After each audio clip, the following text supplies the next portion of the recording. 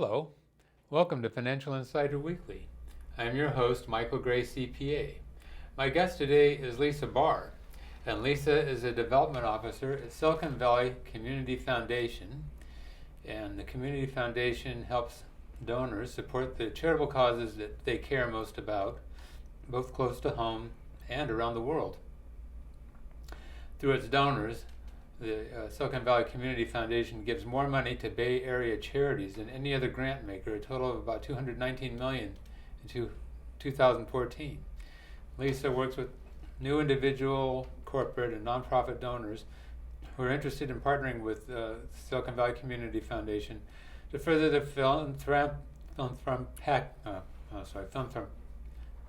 philanthropy, their giving interests. And she actively manages and stewards such clients so that they can open new funds, initiate gift transactions, and engage in other forms of charitable giving. And before she joined the Silicon Valley Community Foundation, she served as executive director of Boston's Longwood Symphony Orchestra. She's also worked as a fundraiser and manager in arts organizations in Boston, Pittsburgh, Spokane, Grand Rapids, and Aspen. You just get around, don't you? All over the place. Wow, oh my goodness. So today, Lisa and I are going to talk about how and why to promote charitable giving in your family. Today is October 20th, but we're going to be playing this close to Thanksgiving time, and the idea is kick off the holiday season. Great. And so it's one of my favorite interview subjects. So Lisa, thanks so much for joining me today. Thanks for having me. Okay. So what is the role of Silicon Valley's Community Foundation in promoting philanthropy, got it out that time, in Silicon Valley? Well, SVCF, we call it SVCF since Silicon Valley Community Foundation can be such a mouthful. Yeah. So we help many different kinds of donors, be they individuals, corporations, other foundations, to make their philanthropy easy. So one of the ways that we work with individuals specifically is through administering donor-advised funds. Donor-advised funds are an easy way for individuals and families to set aside some dollars right now, receive a tax deduction in this year, and then in the future decide what organizations they'd like to grant these funds out to help further their charitable interests. Great. So how did you get involved? How did they rope you into this thing? Well, you know, I was so excited to join SVCF. I moved out to California about a year ago from Boston, and SVCF is truly the best team in philanthropy. We have a number of really dedicated, intelligent individuals who are working not only on our grant-making side, doing work right in the community here, but also on the individual side, helping people with their own personal philanthropy. Mm-hmm. Cool. All right. So I have a friend who's an attorney, and he's promoted a philosophy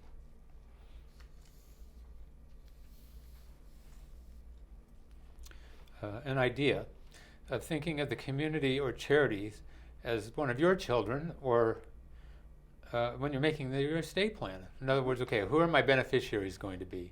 And usually, naturally, people think of their own kids and maybe grandchildren and so forth. But they may not always think of the charities that they've been involved with during their lifetime. But he's been saying, well, wait a minute.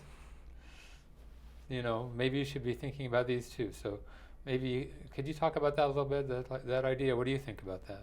I think it's a great idea. I think as people are thinking about their estate plans, thinking about the community as a whole and where you grew up or the places that you care about, just as you would your own children as you're making your estate plans. It's a great way to get some personal satisfaction from your estate planning. You know, we hear about so many individuals that are passionate about a specific cause during their lifetime, and I think there's a great amount of personal satisfaction that they can glean if they are knowing in advance that even beyond their lifetime, these causes they care about can continue to receive funding or support from individuals. And I think it also, you know, benefits your family. You're looking out for the community where you live and making sure that this community is still a great place for your family, even beyond your time in the community.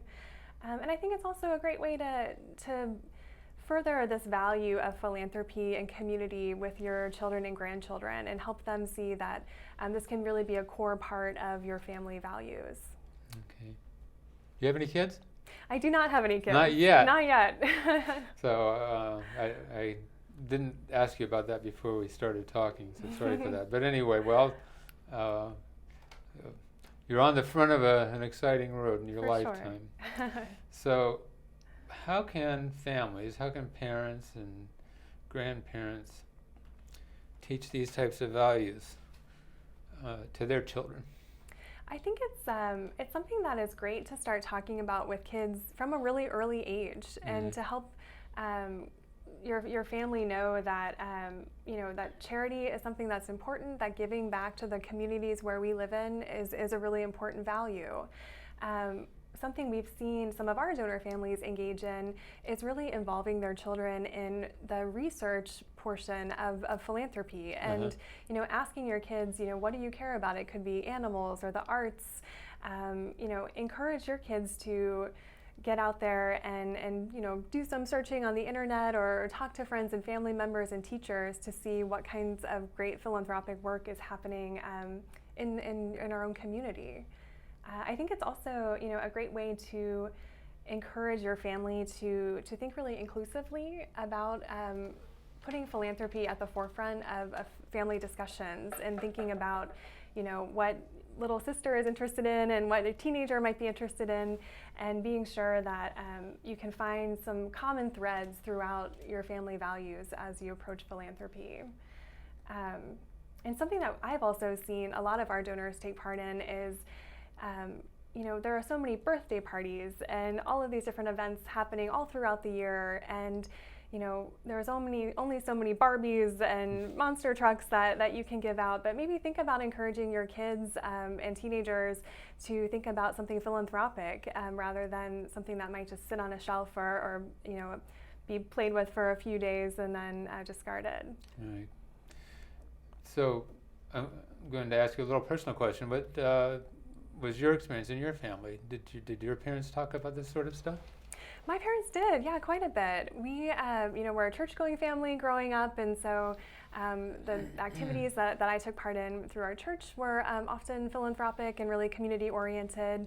But my parents were also, very keen to give back to their colleges and universities and to specific causes that they care about in the community. So it's something that they always, I don't know if they thought about it in a really thoughtful way. I don't think they had a strategy around our family philanthropy, but it was something that was just at the core of their values. Sometimes I think they don't realize what an impact that had on me, obviously, as someone who has then gone on to work in the nonprofit sector and really bring philanthropy into the center of my life. That's cool. I guess I'm going to go ahead with this next question. There's a few other things that I want to explore around this. So, have you heard this old-time philosophy about what parents used to do long ago when children got their allowance? Maybe you could talk a little bit about that. Sure, yeah. This is something that I actually had a friend growing up who did this with her allowance. She would have 3 glass jars, and every time she got her allowance, she would split it into 3.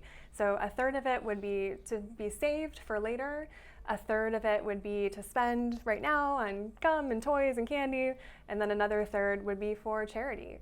And so it was a really great way for parents to kind of instill in a child from an early age that, that saving is a very important value, that, you should also enjoy the money that you've earned or made and do something that will bring you personal pleasure with it, but then also to be thinking about others in the community and using, a third of that allowance for charity. Mm-hmm. So I have a daughter that's doing this with her kids. Oh, really? Maybe not quite on this, scale, just a third idea that I know of. But anyway, but she does talk to them. Okay, you're getting your allowance, and is there something that you'd like to donate to? You know, there's something that's of interest to you that you'd like to help out. And so, so her boys are doing this. Nice. Yeah. And then I also have a son that's always prowling around the internet. He's a philosophy major, but he's the very traditional, you know, California social justice person. And so interested in different causes and so forth, but also how effectively people are spending their money. So there are an awful lot of charities that, frankly, they've had to spend, you know, most of the money that they get to go and get some more money. You know, it seems like, you know, I guess 85% maybe of what they raise goes to their fundraising efforts, which is something that is appalling to him. So, you know, so I've asked him, you know, okay, well, you know, and you know, what are neglected causes or things that feel like neglected causes? So one of the areas that feels like a neglected cause to him, for example, is just cleaning up the oceans. And so, you know, okay, so is there a group that you know that effectively uses the money that they raise?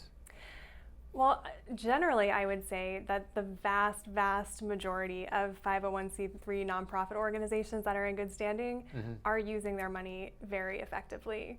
I think this 85% going to fundraising, you know, once in a blue moon would you see something like that, and you would see it in an IRS audit. But, you know, we work every day with nonprofits in the Bay Area that are making do with so little and being able to, you know, take the donations that they have and create great impact. And so I would say that that's definitely not the norm.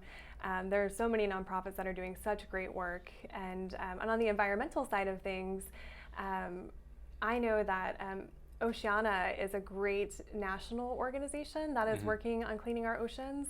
And then right here in the Bay Area, there are a couple of chapters, I believe, of Save the Bay, which is also a national organization. In fact, just this last week, SVCF worked with a Save the Bay chapter for an employee volunteerism activity where we actually had a big group of employees work with Save the Bay to transplant some mango seedlings into bigger pots so that they can grow and then eventually be transplanted into the bay, into San Francisco Bay, and help to restore wetlands. Cool. Yeah. So anyway, it's just fascinating, you know. I mean, because it's mind blowing the causes that are out there. Anyway, let's talk about maybe some other approaches to promoting family giving. So, what are some other things that you can throw out there that people can do? Sure. There's so many ways to make giving easy for your family. One is to really encourage family members to develop an interest and appreciation for specific organizations and for the work that's happening in these communities. You know, to get out there and do some research, you know, to call an organization and ask if you might be able to visit them and see the work that they're doing.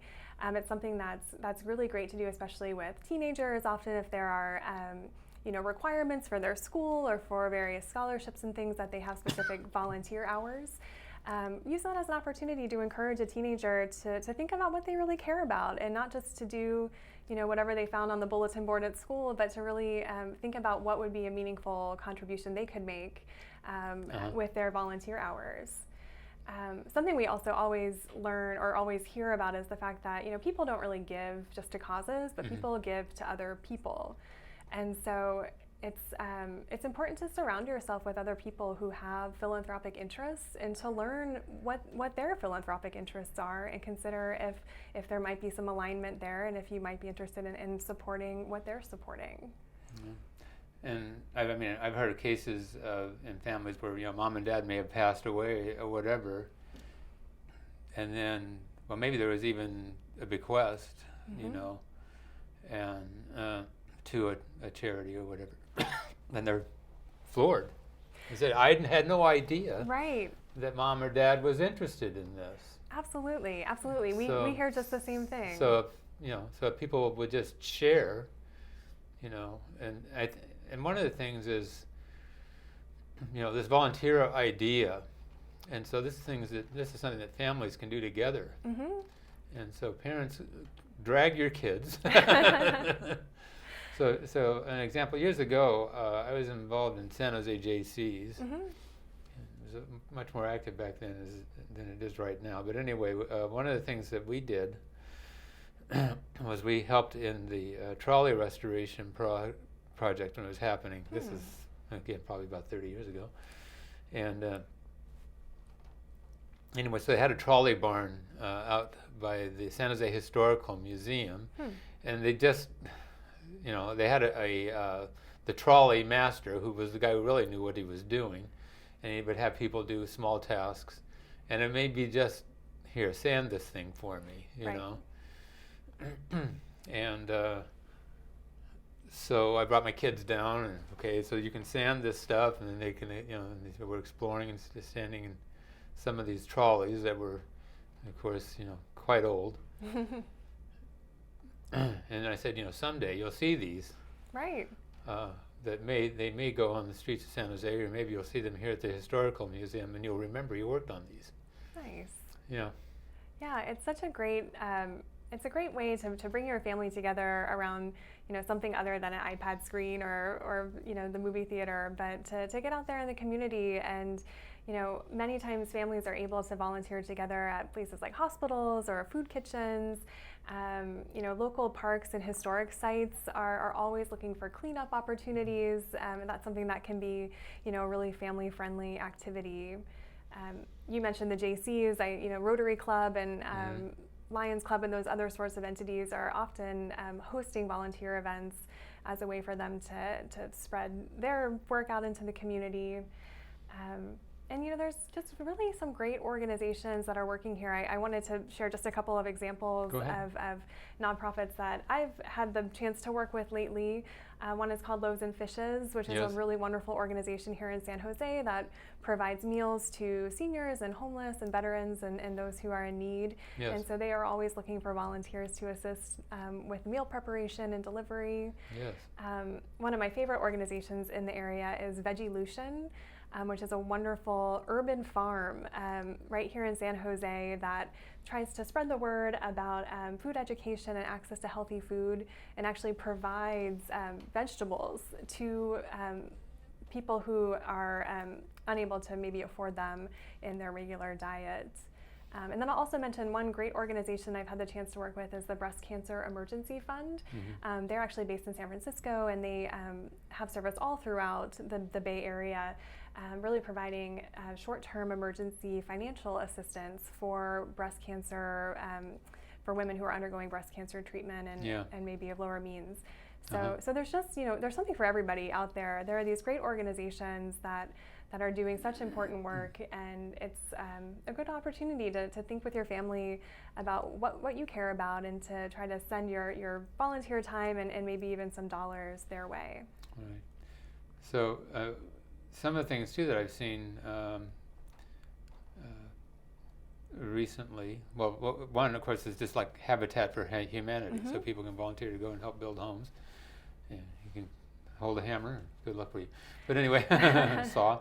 But anyway, and then, but there are people that are volunteering, for example, to go and build homes in Mexico or in some other country, to help people out. There are people that are volunteering for their vacation to go and work on archaeological sites. Sure. To help on digs and so forth, to pick up the artifacts and so forth.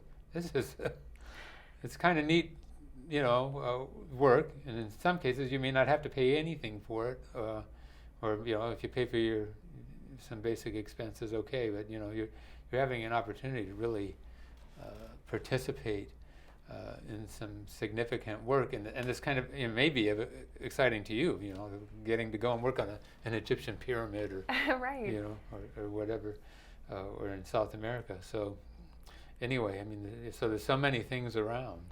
Yeah, and I think it's such a great way to to think about your vacation time or your family vacation time as an opportunity to give back to the community. And, you would create such special family memories of building something together or serving someone together. And I think that's something that's really special that we see gaining popularity among our own donors at SBCF. And I think just generally is becoming, I've actually heard of friends of mine who on their honeymoon went on a service trip. Isn't that something? And so I think it's something that people think about, a great way to create memories and to, to really embody your family values all together. Right. So some people may be looking for some ideas of places to look for people that are looking for help. Mm-hmm. And I listed a few internet clearinghouses that you could look at if you like. Again, you may even just get roped in by a friend, so that's fine too. So one is onebrick.org. These are all, I think they're in the San Francisco Bay Area. Mm-hmm. Onebrick.org. There's another one that's called hands.org /volunteer. There's another one that's called meetup.com / and it's Silicon-Valley-volunteers. So these are a few things, and then you may, you'll see opportunities in the newspaper, particularly during the holiday season, where people need help, and so you just go and see how do I volunteer? Yeah. Christmas in the Park, okay. I think that's run by the Kelly Park group, and so anyway, if you'd like to participate in helping to put up Christmas in the park and operate it and so forth, they definitely need volunteers. Sure, and I can also speak to a great collaboration that SBCF has this year with Christmas in the Park for our annual holiday train, which is a great program we put on for the past several years with Caltrain, where we send a Caltrain train that is decorated for the holidays from the San Francisco station all the way down to San Jose.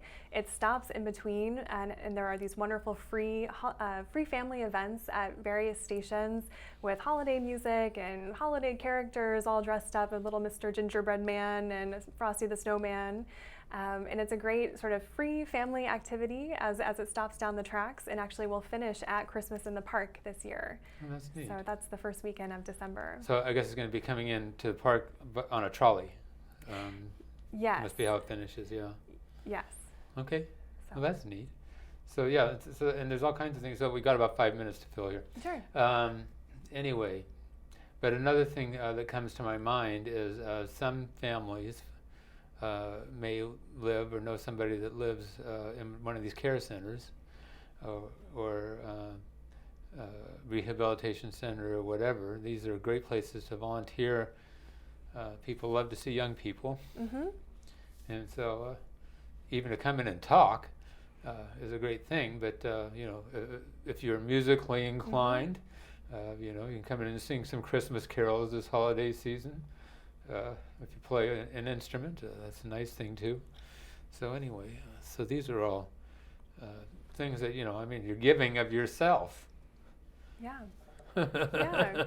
Well, and I'd love to share another way, if families are at that kind of research stage where they're trying to think about, what sorts of organizations are out there to support. One of the big initiatives that I work on with SBCF is Silicon Valley Gives, which is our annual fundraising event. Right, it takes place in May each year. It's a 24-hour online fundraising event. Last year we raised $8 million for 850 nonprofits all in one day. Congratulations. Thank you. Well, and it was a lot of work on the part of all the nonprofits as well as our organization. But as a result of that, we have this wonderful online platform that you can visit at svgives.org to see the 850 organizations that participated. They're searchable and they're sortable by various cause areas. Mm-hmm. So that could be a great starting point to just, do a little bit of a browsing about organizations in this area that your family might be interested in supporting. Great. That's great. Okay, so we've got about 2 minutes left. So maybe you can tell me a personal story for you about an experience in your giving. Sure. I, for the first time, last year when I joined SVCF, I opened my own donor advised fund. Well, how about that? So it's something that we really try to promote among the organization, and it's been a really great way for me to organize my personal giving. I'm a very organized person, and I like to be very particular about who I gave to when, and is it time to give again? And so it's really made my giving a lot easier. When I get that phone call from my university, and I get the phone call from the business school and my husband's colleges, it's a great way to just log into the online system and say, I actually gave to you all, back in May, so call me again this May, and then I'll go through my donor advised fund and recommend another grant. So it's been really fun for me to use a donor advised fund to organize my giving, and it's something that SVCF tries to make really easy for all donors. It's just $5,000 is the minimum gift to establish a donor advised fund at SVCF. Yeah, so you don't have to be super wealthy to set up one of these accounts. Yeah. And then many people doing the same sort of thing has a really big result. I want to thank you so much, Lisa, for joining me. Thank you. Getting people into the holiday spirit. Yes. And helping them getting into the thought of giving and promoting it in their families. And so I wish you a lot of luck and continued success with the Community Foundation. Thank you so much. Okay, take care now. Nice to meet you. Okay.